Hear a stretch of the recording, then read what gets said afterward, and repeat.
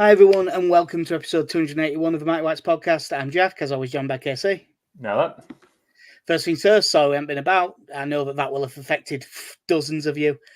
Basically, I went away, then KC went away about 12 hours after I got back. And, having families and stuff, we had to do other things. Whoa. Don't accuse me of having a family. I won't accuse you of having a family, but, relatives that you know. Yeah. How was the holiday, KC? Yeah, it was lovely. Lovely trip to Bulgaria, where despite the price of beer being, from what I'm informed, is the lowest in Europe, I was mostly seen with a strawberry daiquiri in my hand. Yeah, it sounds about right for you. I'm more of the beer type. The main thing that I would say I'm more the fruity type. How have the locals taken the arrival of Liam Cooper? Yeah, unfortunately, it's not something I really had the chance to discuss with people. Was Liam Cooper's arrival at Juska, but yeah, it was very odd to find out just as I was about to set off to Bulgaria that Liam Cooper had beaten me there. Yeah, it's a shame because that's the difference between me being a lot more of a drinker than you. I'd have found myself in some random bar and just saying to anyone that sounds like their local, Seska, Liam Cooper, and just see if eventually, like a taxi driver in a foreign country, you just bring up a footballer from that country and see where the conversation takes you. I mean, so I did have a chat with the the entertainment leader at the hotel because he through the day we did water polo and darts and things, which I'm an exceptionally talented darts player, as you can attest to. Yeah. Your standard barfly, of course. Yeah. So I asked, on the last day, I asked him what his name was because, again, I'm polite like that, and he said his name was Bobby. To which my response was, "That's not what I expected from a Bulgarian." And he said, "What did you expect?" And I was like, "Well, Dimitar, Hristo, all the Bulgarian names that I know from football, any of those." But yeah, apparently his name is Boris, which is very typically Eastern European. Yeah, that's so yeah, interesting times though. Lovely places. The hotel was a lovely place. Sunny beaches, something, and Nesebar Old Town is a wonderful place that everyone should go visit. Yeah, cool. The York of the Black Sea, I have christened it. The York of the Black Sea. That, I don't know why, but that sounds like a metal band. Really, a really specific type of metal band, probably Norwegian. And speaking of interesting times, it was certainly interesting times last weekend. Now, KC, in the interest of full disclosure, have you seen more than the 3-minute highlights of the game? Oh God, no. I assumed as much. There isn't loads to say about it, so I'll just sort of monologue a bit in that case. It nearly started brilliantly. Loose pass, Mateo Joseph wins it, breaking for one goal, and having watched him for the 21s, I was very confident of his finishing, followed by an abysmal finish.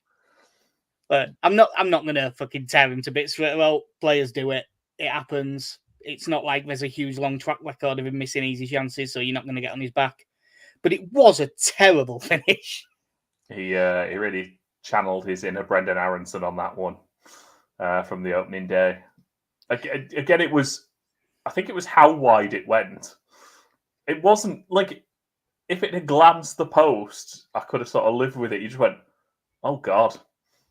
Yeah, I mean, it looked to me like he knocked the ball too far away from himself, so that he managed to make himself stretch for it a little bit. He basically scuffs it as well. And it's almost as if he just had, I know that it's a cliche, but that too much time to think about it. Yeah. And that is what it looked like. We also had one other really good chance where Willie Nonto got put through on goal by, it was a really good ball from, if I remember rightly, Brendan Aronson. And he struck it straight at the keeper. Now, in terms of proper chances, that's basically it. And the Burnley, we'll talk about the Burnley goal, but the game as a whole is what it's more about. Burnley's goal, we get a corner, it's cleared. I aren't mad at all at Manor Solomon for the slip. The slip can happen to anyone. I do think it was bad decision making. because he had a first-time ball out wide on his left foot, which is where he took it, where he had loads of room to play it wide, and he could have gone with his right foot and played the first-time ball backwards. And either one of them would have been fine. Instead, he takes a touch and tries to turn with it. The slip itself is unlucky, but it wasn't great decision-making. Then Koleosho runs and runs and runs and runs. Bogle can't go across for a very long time because he's 2v1. I think he's probably a second late going across, but it's not his fault. Like, from the stand, it looked like he was way too late going across, because from in the stand, it looked as if Strout got back a little bit earlier than he actually did. When he looked like he was back from the stand, he was actually still a yard or so short, so Bogle needed to wait. And having watched it back, I think the ball actually goes through Bogle's legs, so he does get there.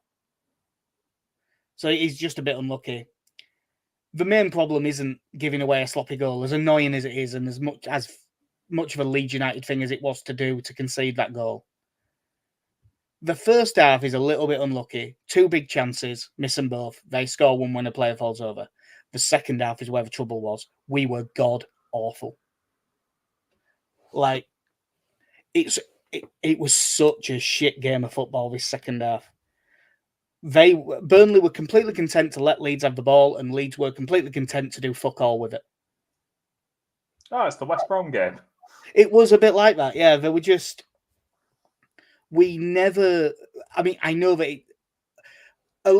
when you're in the ground, you'd think from a lot of people that just quicker would fix everything, because that is what they say. But in this game, there was a reason that everyone was shouting quicker. I have never seen... It was so lackadaisical. And we just never actually looked really like creating. I mean, Ampadu had a good shot from distance, tipped over, and Joseph had one from edge at box, pushed wide. But we never actually created anything of note. And then Farke did, the bad side of Farke that we've talked about before. Every change he made us worse.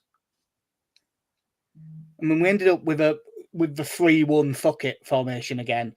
And that back three was Sam Byram, Ilya Gruev, and Pascal Struijk. And the most attacking of those three was Pascal Struijk, who actually came forward with the ball and tried to do something. The main issue, I'd say the main sub that I'm really confused by is Junior Firpo went off. He's only just got back from international duty like the day before. He was probably a bit knackered, fair enough.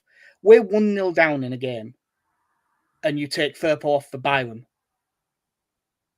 And Byram proceeds to just get the ball and check back every single time because he can't break forward on that side. Now, I have no idea if Isaac Schmidt is any good. Never seen him play. But based on everything that I have read and seen, he's a lot more of an attacking player. Why you'd take Firpo off for a much more defensive one is beyond... Unless it was just so that we had an option that could go to a third centre-back when he makes that change in 3 minutes. Well, just make that change now then, if that's what you're doing. He came on, it just did not work. And with every sub, we got less fluent, less able to create space, less able to pass the ball. They could have played for 3 hours, but we're never going to score. I think one of the issues we've discussed before is that once you kind of get into that formation, you just end up with a front line that just takes up all the space. Essentially, you almost end up with a front five, and they're all just sort of lined up across their back line. So all of a sudden, you don't really have anyone, like there's no space to play anyone in behind because they're naturally going to drop deeper anyway. And then if they do receive the ball, typically they're receiving it back to goal, and kind of there's not a lot of space around them, so the ball's most likely just going to go back to where it came from. Yeah. And I get, like, I understand, having spent years now of watching us struggle against teams that sit deep, and that goes back, as far back as Bielsa, of just having this issue of teams sit deep, allow you to have possession, but press you when it goes into the final third. That it is tough, but it's getting to the point now where you're kind of looking, thinking this really hasn't been that successful for you when you've tried it. What are the alternatives to this?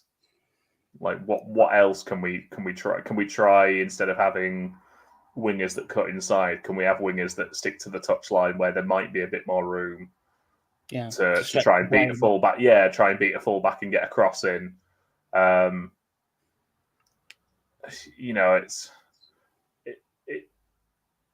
saying this without seeing it. It sounds very similar to the situations we were getting in the back end of last season when we are out of ideas, just give it to Crescentio and hope he does something. It was very, very similar. But honestly, the passing fluency had gone to the extent that it looked as if we were trying to just play the ball to the left over and over again and do something. But the truth is, we couldn't even really get the ball there. It was really poor. There was very little to do. I mean, genuine credit to Burnley. They did defend really well. They sat out the stall. They looked like they knew exactly what they were trying to do. It's one of that. We've seen this game before. They came for a 0-0 and nicked a 1-0. We've seen this game before, but it was very frustrating to watch. I mean, it's an odd one with them, because if you were just to base it off the first 2 games of the season, you'd be there thinking, Jesus, they're going to smash it this year. What was it? 4-1 against Luton, 5-0 against Cardiff. Yeah. And I know I'd heard talk that the 5-0 was a bit of a flattering scoreline against Cardiff. I believe I don't know the exact number, but I believe it was 5 goals from 0.8 xG. How Football Manager? Yeah. That's normally the second leg of a Champions League tie that you have to win. Yeah, is that one, and that's how you lose. And then a couple of poor to middling results after that. So it did kind of shake off this illusion that Burnley were going to piss the league after a couple, which I know it was kind of a bit of a stretch saying after 2 games, but after 9 goals in your opening 2, you could sit there and think, crikey, these guys aren't, they're not going to mess around this year. Yeah. But I feel like when you're coming up against a team like this that have kept a good core of the players they had when they came down, and have made some signings and have probably the biggest squad in the division. I just think throwing people forward against teams like that just isn't going to work. Like I don't think good quality Championship players are going to be overwhelmed by, oh look, there's Joel Piroux and 3 others with him, because there's always Joel Piroux. Yeah, and I mean, and again, this is one where I don't think it was his fault, but it felt like he touched the ball about 5 times in the 5 minutes he was on the pitch. The only other thing to talk about from the game is the big penalty shout that Leeds had. This is the opposite to the normal thing, where in the ground you have your Leeds eyes in, and then you see it back, and it wasn't. From where we were in the ground, it just looked like he got the ball from the angle we were on. And when you see it back, he does get the ball by going straight through the back of him. Like, it's the opposite of the normal. Normally, if you see someone like that in the ground go mental, and then you see it back and go, oh, maybe it wasn't as clear cut as I thought. This was just the opposite. I came away from the ground thinking that we hadn't been that unlucky, and then I've seen it back and gone, oh no, that's a penalty. It's just a poor challenge. Like and in that part of the pitch, it was a daft challenge to make, and all I can think is he's very lucky to get away with it. But again, this is the VAR trade-off, isn't it? At this point, that happens, and you kind of have to sit there and go, well, we already know the referees at this level are shit, but overall, I would still prefer to not have the VAR. Yeah, it's still better than having VAR. Ah, well, it happens. So yeah, poor result leaves us with 8 points from 5, and I'm not going to look this up and check. I feel like that's what we had last season. That's what 1.6 points per game, so 73-ish. when you were if we did this for the rest of the season. So it's like low level playoff form. Yeah. God, it doesn't feel like playoff form, does it? No, but I think that it's fair to say that it's definitely fair to call it a disappointing start. Yeah, it's a tough one because I think if you'd have gone, the main standout in this is always going to be the Portsmouth game. If you win that Portsmouth game, draw against West Brom and lose to Burnley, it's probably you'd probably consider it a decent start to the season. Like, we'd also be fourth. Yeah, it feels similar to last season, but under completely different circumstances.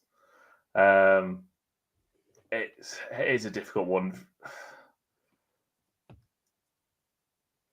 At this point into the season as well, it's very difficult to gauge the performance levels, I think, as well, because you do have to put them into the context of, right, Middlesbrough was shit. That was just a generally bad performance. West Brom was poor, but we were somewhat reeling from the sale of our most creative player.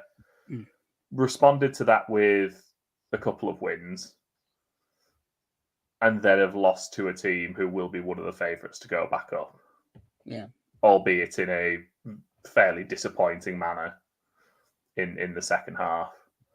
I can't say I've been massively enthusiastic about the football we've played this season. I think at this point, the best football we played this season was the first 9 minutes against Portsmouth. Yeah, I mean, you obviously can't give up. If we played like the first 9 minutes against Portsmouth for the rest of the season, we'd get 120 odd points. We're unbelievable for 10 minutes. Yeah, it's a bit of a come down, and I know it's not to be helped by Somerville left quite late into the summer. Georgie even more so. But I'd like to think that Farker had planned for this, was somewhat aware of what was going to happen with at least one of them. Well, I mean, according to him, he told them to start looking for Georgie replacements in January. It just didn't happen.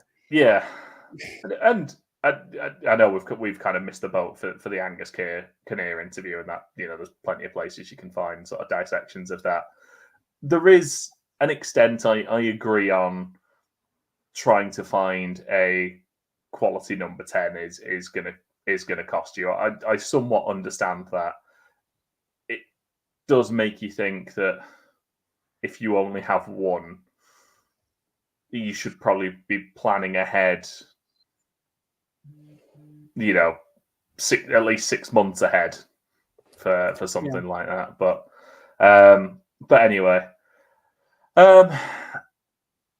yeah, I can't say I'm hugely excited by what we've done so far this season. I'm not entertaining the thoughts of Farker out that some have mentioned elsewhere.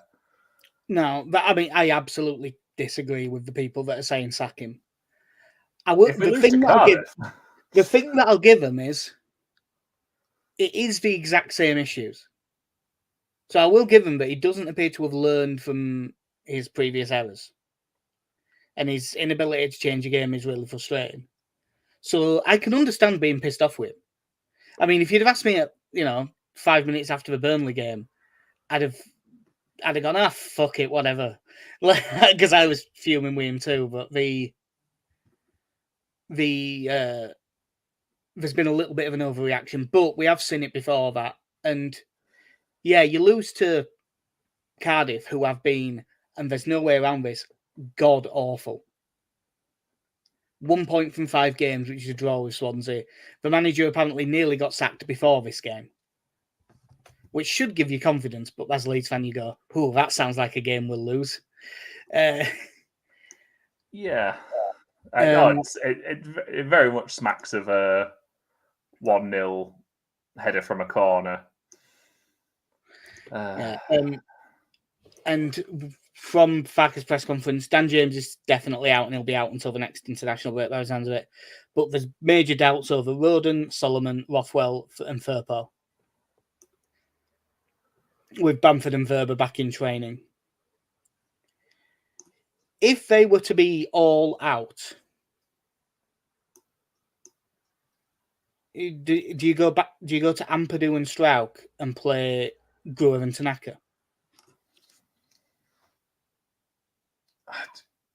I really feel like if you're gonna, what you probably know better than me, because I still don't entirely know where Tanaka fits in terms of is as an attacking unit, whether he is more attacking than the Ampadu Gruev unit, or if he appears to be more camera than Ampadu.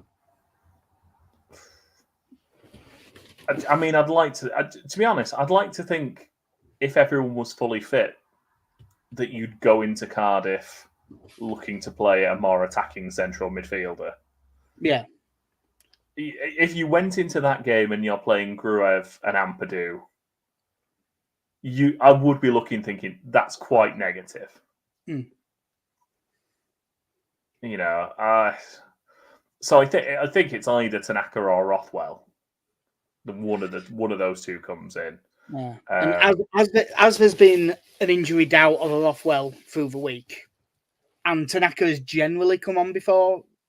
Well, it's not that generally. It's been 2 games, and it's actually 1 each. But the way Farke talks, he seems to like Tanaka more. Yeah, I think for him as well, it's probably better to get your first start in sooner rather than later.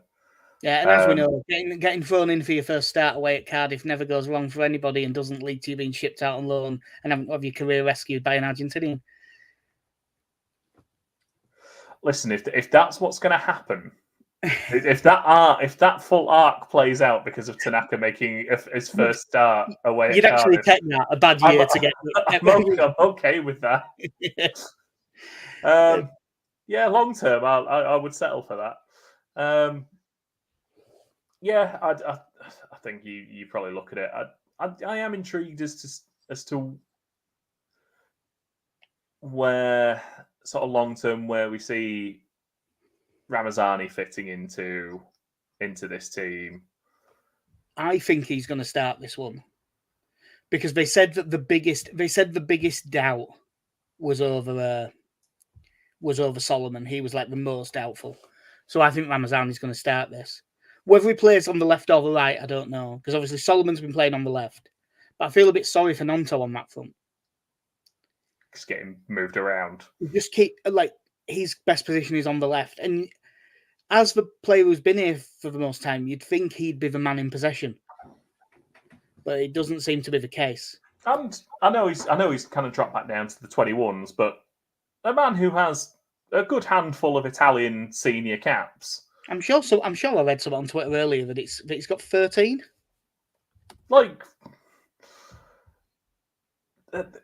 We discussed this last time that we have sort of filled the squad with a number of left-sided players who like to come inside and can also play at 10. Yeah. When you were very much looking, going, no, we've got that. We've probably got the best player in the league already for that. I don't know why we need 2 more. Sign a left back, and we did, albeit a right-footed one, but we signed a left back. Jesus Christ, yeah. You know what? The more you talk about some of these things that happen with our team, I do look at Daniel Farke and just think, why? Yeah, why? There is a little bit of 12-year-old playing FM with pen and paper would be like, no, I've already got 2 of them. Yeah, it's like me building up strikers in my in my sole striker systems. Yeah. But I'll have 5 of them. My Harry Redknapp face, as I call it. Yeah, Ali's just saying that he hopes Ramazani and Schmidt both start, gives us pace going forward and getting back if needed. If it's right that Solomon and Firpo are both out, which sounds like it might be the case. And I don't necessarily think Firpo missing one would be the worst thing, given all the travel for international breaks and stuff. I would rather see Schmidt there than Byram if Firpo is out, because Byram, in a game where we're expecting to do a lot of defending, I'd be fine having Byram in. He's very solid. He'll do a disciplined job. But Leeds, whether they should do this or not is a different thing. But Leeds so heavily favour the left side during build-up. And if you put Sam Byram there, it just doesn't really work the same. It just his instinct is to come back inside and go backwards a bit too much. Now, if you're 1-0 up and you've got half an hour left, then you bring him on. Yeah, it makes all the sense in the world. But I'd quite like to see Schmidt play myself in that position. I don't think much else changes. It depends on. Like, I would think if Roden can start, he'll really want to because he's a Swansea lad, isn't he? Yeah. Well, if he is fit enough to play, he'll want to play. I mean, I'm just looking at the Cardiff team now that played Derby at the weekend. That was their last game. They lost 1-0 at Derby. It's not a good team. No, I don't know what to make of it other than you just look and go like. I'll say the bit that I don't think is bad. Their players behind the striker, I don't think are bad. Ruben Colwell in middle, and then Anwar El Ghazi on the right, Callum O'Dowda or Chris Willock on the left. They've also got Callum Robinson that can play wide. And although he can't run anymore, they could play Aaron Ramsey at 10 if he's fit. I think that their options behind the striker aren't bad. But as for the rest of it, I mean, Perry and G at right back's all right. And Callum Chambers was, looked really good at one piece, but he hasn't really looked it since. Joe Rawls, I don't care how old he is, but he must be 50 because he's just been around forever. Like, there is absolutely nothing in that just looking at that fish will be that Will Fish from Scum, won't it? Yeah. In defense. The one who we just assumed was Mark Fisher's kid, and it turns out he isn't. I still believe. Maybe he's the child of the tennis player Mardy Fish. What a name. Yeah. Fish with its lip out. Mardy Fish. There's two versions. There's let's forget that it's Leeds for a second. It's a team with Leeds' squad versus a team with Cardiff's squad versus a team in Cardiff's form. Should win. Should win comfortably. The only thing is, we're Leeds. We're Leeds, and this is. You read 1 point from 5 games and the manager's on the verge of getting sacked, and he's probably going to get sacked if we really turn him over. That's the recipe for it all goes wrong. And there is something about just the mood around the place. Like, Farker seemed really quite snippy, which I don't mind in and of itself, but it suggests that they might be feeling the pressure a little bit. Yeah, I think given how last season ended, and I know we had brief moments of, oh no, we're going to be okay. Well, I say brief moments of, it was the second leg against Norwich. I think ultimately what people needed to see from us was kind of coming out all guns blazing to try and set that right. And ultimately, that's not happened in these performances. And again, we missed the whole game, didn't we? But it wasn't a particularly fantastic performance. It was a solid win. I would say the whole game, I would go as far as to say we were good. Not great, but we were like solidly better than them. I feel like you're coming out of this run of games at the moment with. I think people are still waiting to see us put a complete 90 minutes in where I'm not saying we turn a team over, but at the moment, I think your best performance of the season so far has been against Sheffield Wednesday. Yeah, Sheffield Wednesday away, I thought we were really good. It is a good performance, and it is a Yorkshire derby, which does sort of count in its favour. But ultimately, it is a game we should be winning. Yeah. I think anyway. Although it isn't a derby, this will feel kind of like a derby on Saturday. Because Cardiff really fucking hate us. I'm not a big fan of Cardiff, to be fair. No, I'm not a massive one, but they really hate us. Like, yeah. like properly. So, yeah, it's... I think for a game like this, I think we need to put in, good performance here and get a few goals. Yeah, that's the other reason I'm really hoping Ramazani starts. Even though, like, to be honest, there was nothing to write home about when he came on against Burnley, other than, again, loads of energy, loads of pace, chases everything, and I think he'll help us press. I think the pressing with him in the side will be better.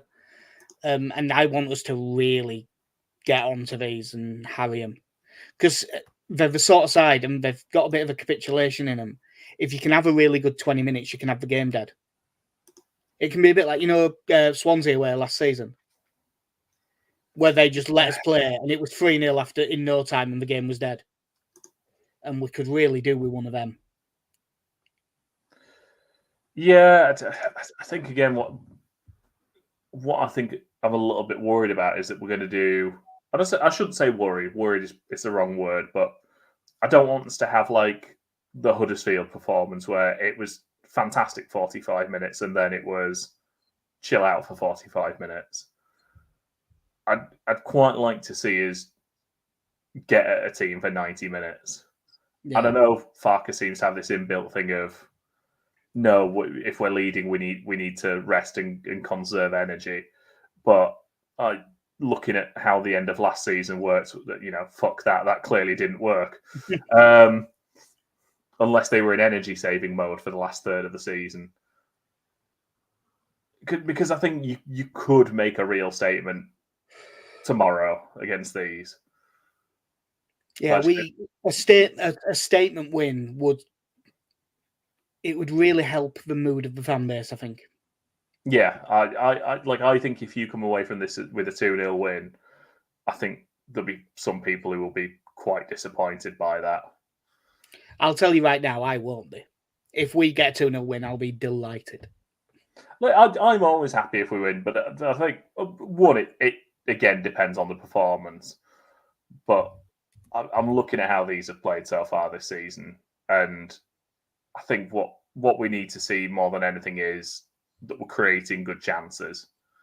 Yeah. And I think if we do that, because I think it showed under Bielsa, even if you're not taking the chances, if we can see that we're creating those chances, it counts a long way to the performance of just, right, I know we're not taking our chances. I know, same with Jorginho, like there was, yes, the frustration that he wasn't a great goal scorer, but the fact we were creating those chances in the first place for him sort of gives you some credit that you're getting into those positions.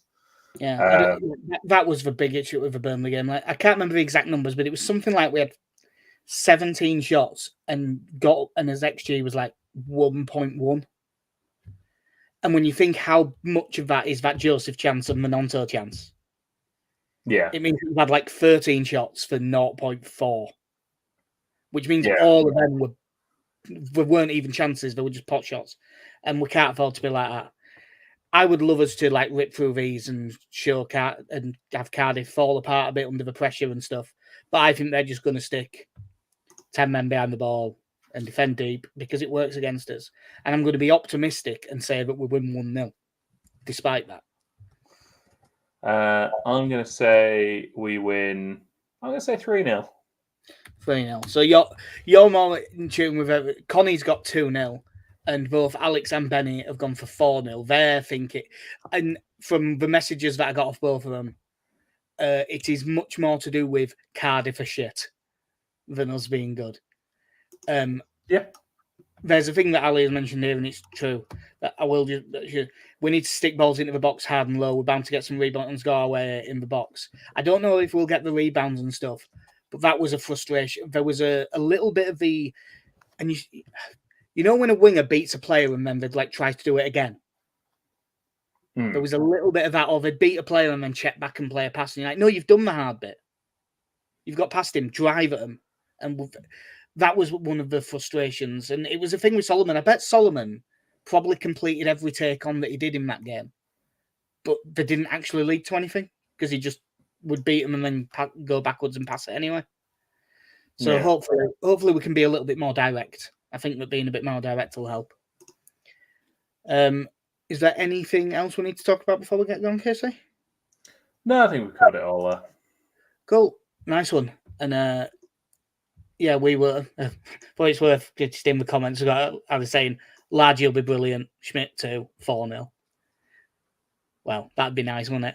But yeah, that will do us for episode 281 of the Mighty Whites podcast. The next one will be fine. Soon, we're going to have to change the technical way we do this because StreamYard have decided everything's going to cost a fortune now. Thanks, StreamYard. So I've already cancelled it. We're just still in the time before it stops working. So yeah, we'll probably have to make some alternative arrangements. It won't be difficult to do, but it means that stuff may look different and stuff. But it'll be fine. So yeah, that will do us. I've been Jack. See you. I've been Casey. Have a good one. In a bit.